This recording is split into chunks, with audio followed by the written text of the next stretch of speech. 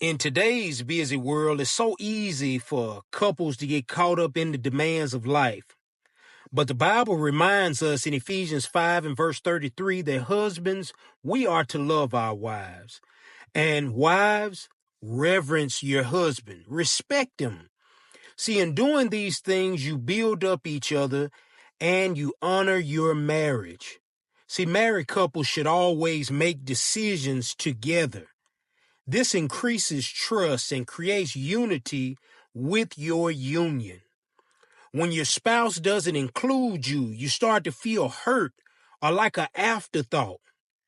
See, when you include friends and family and everybody else but your spouse, you're doing your relationship a great disservice.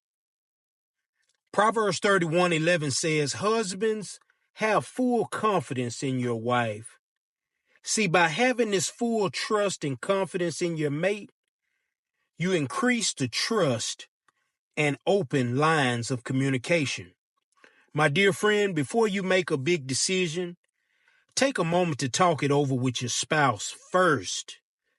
Make them a priority in the matter. And don't forget to pray together and get on the same page.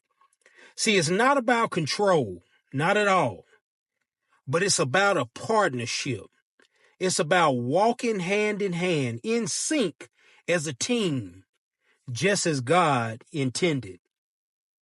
Let us love with intention and communicate with care and keep God at the center of our marriages.